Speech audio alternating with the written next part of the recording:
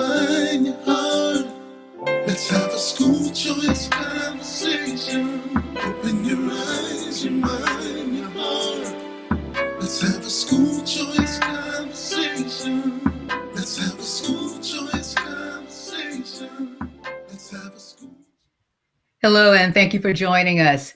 In this National School Choice Week edition of Choice Conversations, we're joined by three extraordinary people who have brought dramatic changes to Louisiana's K-12 education landscape. In 2008, private school choice was a new and controversial idea in Louisiana. Ann Duplessis, Ronald Briggs, and SHREE Medlock are here to share their experiences from those early years. Ann Duplessis is a senior vice president at Liberty Bank and Trust Company in New Orleans. She's also president of the Louisiana Federation for Children and an American Federation for Children board member, and is also a former Louisiana state senator. Ronald Briggs is chairman emeritus of the Good Shepherd School in New Orleans and board chairman of the Louisiana Federation for Children. In 2008, Briggs joined a coalition of organizations to push for passage of legislation that created one of the nation's first private school choice programs. And SHREE Medlock is Vice President of Strategic Engagement with the Texas Public Charter Schools Association. SHREE has been in the advocacy arena for almost 20 years now, many of those years right here in Louisiana, to create, expand, and implement school choice options. We say welcome to all three of you, and thank you for joining us on Choice Conversations. Well, let's begin, and we can start off with Ann and just have a conversation about this. The three of you have worked both at the forefront and behind the scenes to help enact what is now known as the Louisiana Scholarship Program. First, what is the Louisiana Scholarship Program? And if you could summarize it for those who are not familiar with it. Ann, I think you're probably the best person to start with this. Yeah, thank you, Monica. This really is such an honor to be back with SHREE and Ronnie. It has been a labor of love, I guess, in this whole school choice world. But school choice is really just a mechanism that will provide students with the additional opportunities to attend a school of their choice. And what that means is that oftentimes kids and students are I'm going to use the word stuck in environments or in schools that are not able to nourish and provide the educational outcomes that particular child needs.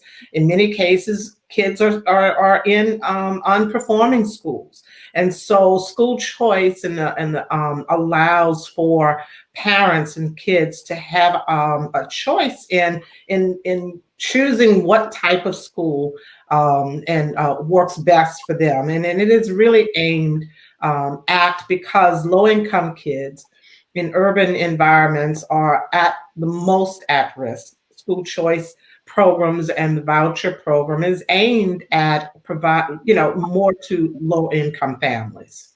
And Ronnie, this conversation and these thoughts have been going on for a long time, but take us back to 2008.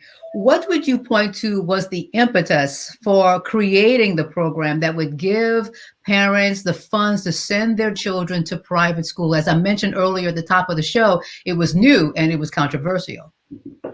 It certainly was. And, at the time of Hurricane Katrina, which was really 2005, and Ann touched a little bit on it, there were just tens of thousands of at-risk students in Orleans Parish. Students that came from economically disadvantaged backgrounds and certainly were trapped in this academic, really unacceptable school. So when in 2008, the legislation was enacted for the Louisiana Scholarship Program, it was really an opportunity, a first-time opportunity for a lot of low-income families to have a choice and give them a chance to provide a quality education for their children. I studied a little bit for this interview today, and I went back, and actually in 2007, there was a movement to try to get some legislation passed, and it really wasn't successful. So it was only in 2008 that it got passed. And we'll probably talk about this throughout this interview, but the amazing part about this program too is that all the way from 2008 forward, every survey that's been done, and they've been done annually, have indicated that the satisfaction with the families or guardians is always exceeded 90%. So that's always been a real drive for this program. The faith-based schools, who are the majority of schools in the program, serving low-income students in New Orleans and throughout Louisiana, are most times, in most cases, financially kind of in a survival mode. Income from tuition is required. Income from fundraisers that you're all familiar with is certainly required. And finally, a portion of that income just had to come from some form of government funding. So the Student for Scholarship Educational Program filled that need, that particular part of the formula. And at the same time, it's kind of noted in the latest report that I could find from the Department of Education, the program actually saved the taxpayers of the state of Louisiana $19 million that year. So it certainly has been a win-win-win. Right. I'm so curious. We've been talking about 2008, and if I'm correct, and you're in the state legislature, right? You're a state senator. Ronnie, you're part of this group, this coalition that really is forward thinking and wants to create this change. SHREE, what is your role, and where were you at the time, 2008, and how was this on your radar? We've mentioned you have been for about 20 years or so now being in the advocacy arena. Yeah, thank you. And thank you for having me. It is so good to be with my friends. I feel like this is my friends, your family. So I am so glad to be here. Thank you for that. Ronnie touched on this Louisiana, there had been a small group of folks that had been working for about 20 years, trying to get some type of some type of voucher program, some type of different option to help those kids that were those families that were stuck in schools that didn't work for them. And they had been working for that. My organization, I led an organization in Louisiana called the Black Alliance for Educational Options. And after Katrina, we started up in Louisiana, and I had worked in other states, 16 for that matter. Louisiana was and will always be my home. But they had, and so I led an organization there, and the coalition of folks that Ronnie talked about that had been working and pushing this agenda for a long time invited me in, embraced me, and tell my passion to get in there and to just inform and educate the community about the possibilities of what could be. And so my role in that was just to help people see a picture, not only parents, but community leaders, just common folk like me, to just to see the possibility of what could be, of what other states had been enjoying, like Washington, D.C., that had a voucher program. And so my role was really just to get in there and inform and engage the community and help build a coalition to a stronger component. So what made it such a hard sell back in 2008 and even before then? SHREE, you talked about the 20 years or so. Ronnie, you talked about it had been there, and you were in the fire with trying to get this passed. So were you always on board, or did this have to, your eyes had to be open to it? You asked the question, as Ronnie mentioned, in 2007, there was an attempt to get a voucher legislation passed, right? And I guess at that time, and actually I was the person or the senator legislator that helped to kill that particular legislation in 2007. I think it was brought on by, at the time, Representative Badon, who eventually, helped with have the passage of in 2008. But I think the problem at the time was that we just were not educated. We didn't know what this was. It was different. Most of us, especially the minority legislators, were accustomed to one way of doing things, right? We were accustomed to one system. We grew up in a public school system, and any attack at that, at the time, without education, understanding, any attack at that was not going to happen. We had to preserve it. We had to save it. What we didn't know was by trying to preserve that system, we were actually hurting our students and our families. And as SHREE said, when, it really wasn't until SHREE and the coalition, but I kind of contributed a lot to SHREE from my perspective, because it was her patience and her persistence with me, and such a, just a, I tend to be able to see people's motives and their heart. And I saw integrity. I saw a real interest in SHREE and how she felt about this issue. So God allowed me to open my eyes, and He allowed me to at least listen. And when I listened, and then He revealed to me that this is where I needed to be, and this is the fight that He brought me to the legislature for. SHREE, how do you feel when you hear Ann all these years later say that you too were instrumental in changing her opinion and in opening her eyes and her heart and her mind, as we say in singing the beginning of this show, to choice? Well, you know what? Tears. Listen, you cannot build this work with talk. It's got to be from heart, and that's why Senator Duplessis was the right person, the right lawmaker, and to take this on, to take this fight on. They needed somebody to fight that cared, right? So yeah, she was an opponent at first, but when she really heard how this worked and how it could work, and listen, people tend to think that there are lobbyists, people, like me, that come in and say, here's the legislation. I just need you to sign your name to it. Many long nights, many Saturdays and Sundays, work with her red pen, trying to get it right, because she understood her community. She understood the impact it would make on not only her community, but other children, and she cared about all kids. And so she was the right voice for this. And in this work, I've worked in other states. It takes people like that really care. And so I'm just so grateful that you saw that.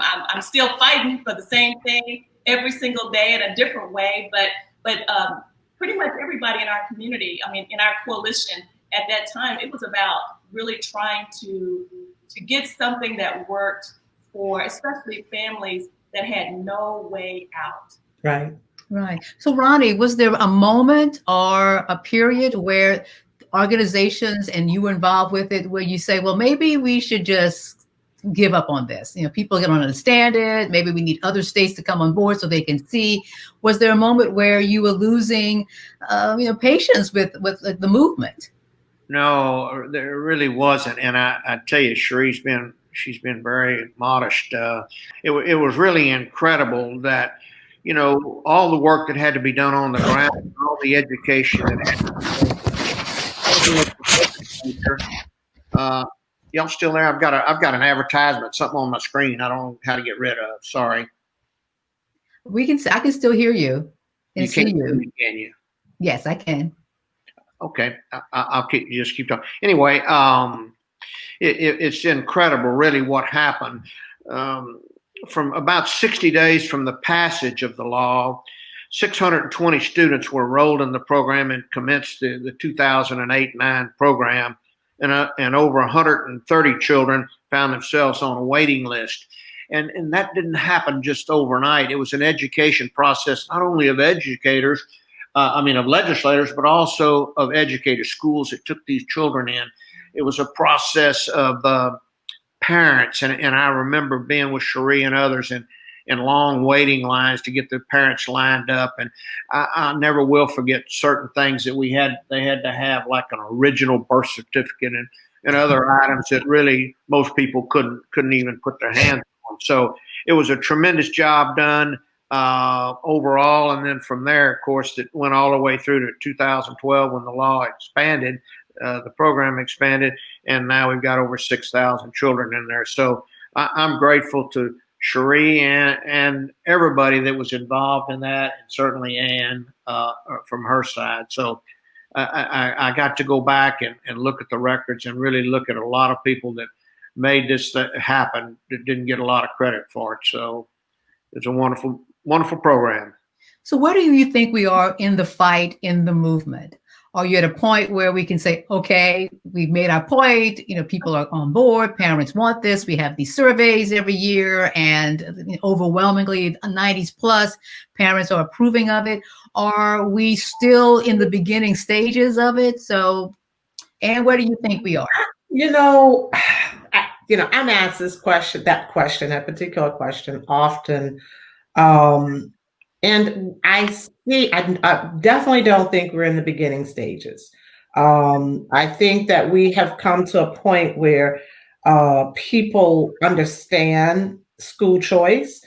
They understand the various options with regards to vouchers or tax credits or, the other, I'm going to call them funding mechanisms. I think we're at a point of sheer opinion with most people, right? But I am optimistic. I think I believe that the world has changed. We know that we are getting more and more younger legislators who are open to differences because they grew up in a different world than most of us that wanted to cling to an old way of doing things or a traditional way of doing things. Their tradition is different than our traditions. And so I think that, we still have a long way to go because at the end of the day, everything revolves around how the money, right? Follow the money. And so that's the one piece that we are going to have to reconcile with is how do we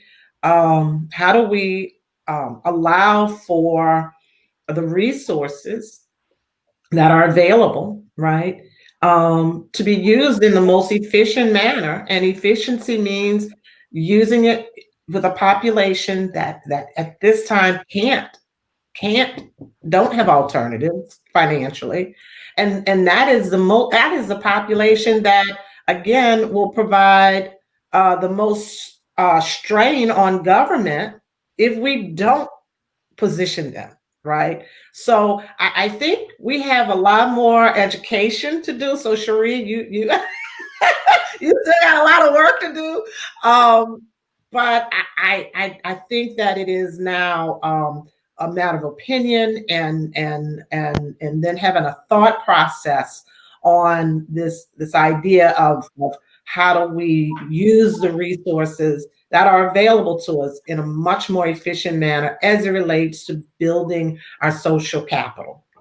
And SHREE, and all of you, I've covered education in both radio and television news, and there was this idea for the longest that parents, particularly parents of the income bracket or income area that we've been talking about, didn't really care about their children's education. They didn't really care. They weren't really involved. What have you noticed and experienced, SHREE, especially in school choice and the parental support that you have seen and witnessed firsthand?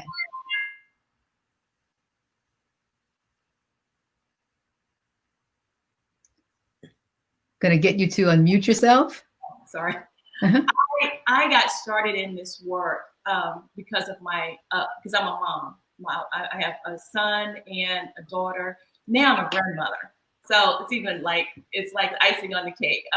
And I came to this work thinking at some point that, there were parents that really didn't care about their kids. When I was a young mother, I'd go to PTA meetings and so forth, and I didn't see a lot of parents there and work, and it was always a certain few.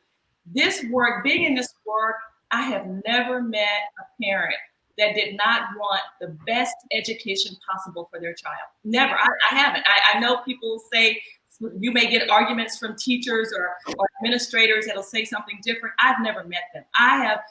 When we started this voucher program in 2008, we had 1 week to notify all of parents to let them know when that registration opened.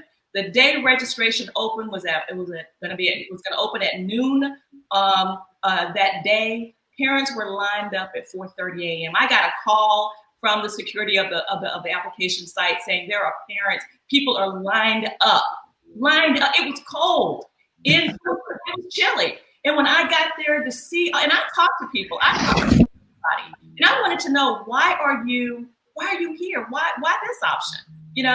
Because I wanted people to understand, I wanted parents to understand why they wanted to go to a private school, because it could easily be the same situation that they were currently in. They had to have a different mindset. So this work has, certainly, I'm strengthened in my thought that parents care about their children. They love their children. They want the best for their kids, just like I wanted the best for my children and now my grandkids. And that we can't stop informing and educating them and helping them get a seat at the table, helping them understand how to have those conversations with their schools and their teachers and be more influential for their child's education. Ronnie, are you having conversations with the parents? Because I know it's more of the visionary and the work and getting to change minds on the legislative level. But what are parents telling you?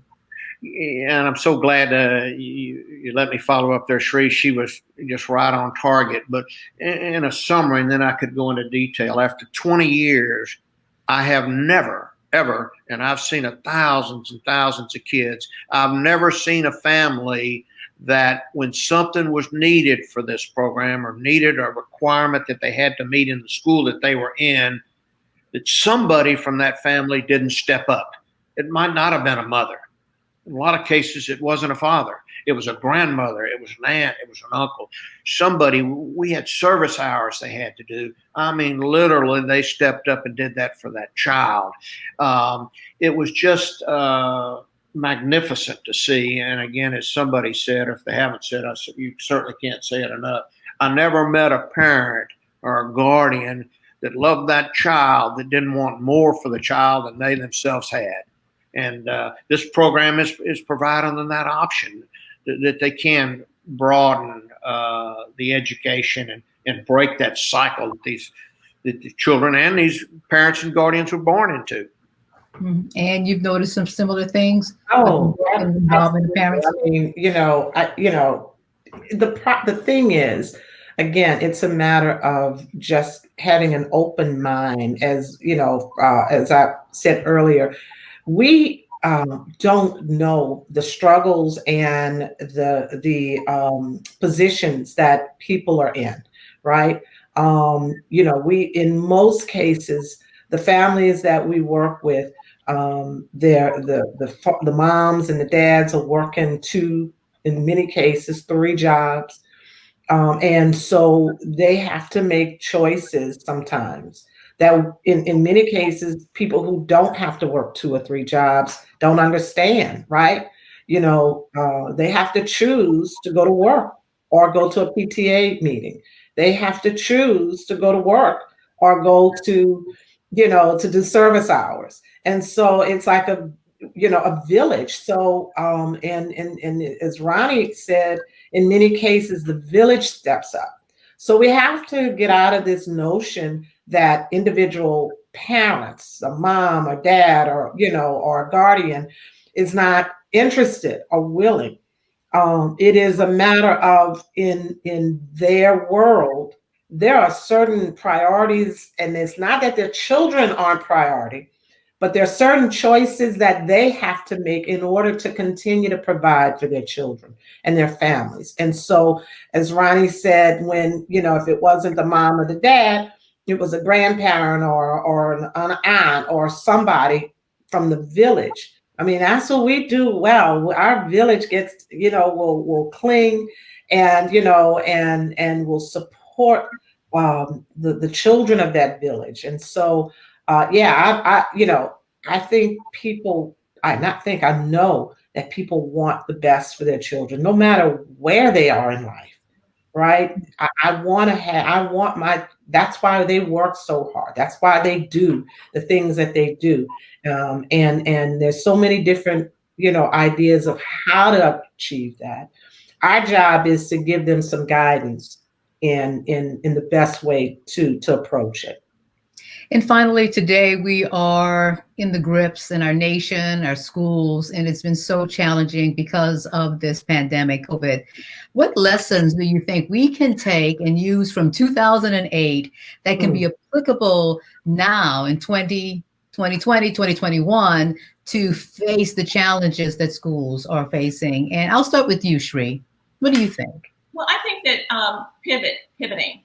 I think that we have to pivot. Listen, the people, our parents, students, our communities, we are resilient. I mean, we are. And so understanding that we can pivot, informing, making sure that we have all of the necessary tools in place.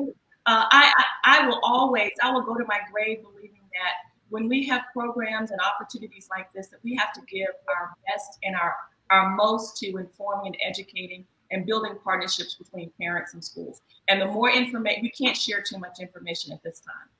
Ronnie, what do you think?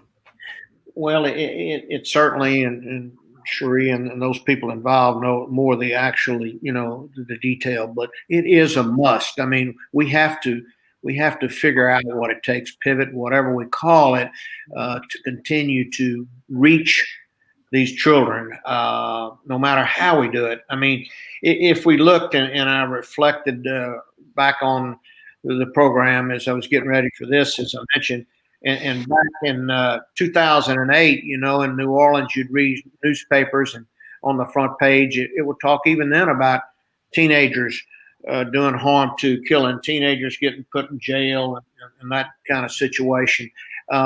Today, you read the newspapers, the same environment exists in the people that we're trying to serve here. The difference now is it's not on the front page, it's in the metro section. So we have to continue to get out of the box. We got to continue to not take no for an answer when somebody says that won't work. We just gotta try it. We got to give it all we got. And then I'll leave you with the final word. What would be the lesson from, if you look at 2008, 2021? In 2008, again, we had in many cases a mindset that was not complimentary of change, right?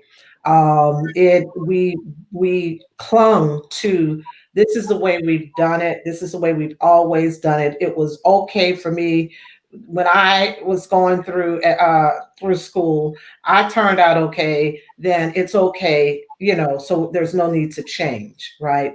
And so what I think that we have learned today is that, as SHREE indicated, we have got to position ourselves to be flexible. We have got to understand in our educational environments that change in this world is inevitable, right? The way we do things and did things yesterday with the smart, innovative people that we have designing and developing and innovating every day, it is going to be different. Teachers had to, and so that has to be at the core of our educational landscape. Even if we did it in the traditional sense, if we educated kids in the traditional sense, when we look at the classroom, in the traditional classroom, teachers and educators had to learn how to pivot from chalkboard to whiteboards, right? They had to pivot from whiteboards and chalkboards to computers, right? And so this idea of doing it the same way always, really, that has to go away. And so I think COVID and this pandemic escalated that notion that if we don't begin to train and teach our educators, and then have a system that allows for quick innovation and quick changes, right? We have to be like that. I mean, in the business world, we used to have 5-year plans, 5 and 7 year strategies. We'd go and we'd have a retreat and we'd do our 5-year plan. 5-year plans are no longer exist. The plans are 1 year, 2 years, because we know that a year from now, the technology, the resources, everything will be different. 6 months from now, technology will be different. And if I don't, in a business environment, if I'm not able to adapt very quickly to the change in what's happening in the world, then I lose. That is exactly where we are with education. That is exactly where we are with this idea of choice and resources, right? Let's be innovative in how we allow parents to choose, because they're innovating, their kids are innovating, right? And then let's be open and let's embrace the resources that are available to fund and support this innovation. And that's what school choice in the 21st century is going to be about: innovation, allowing for it to happen, and then embracing the ability to use the resources that are available for such innovation. Well, Anne and Ronnie and SHREE, thank you for sharing your journey, your perspective, your honesty, and your optimism going forward. Thanks so much for being on our show. Thank you. Thank you. And thanks to all of you for watching Choice Conversations. Open your eyes, your mind, your heart. Let's have a school choice conversation.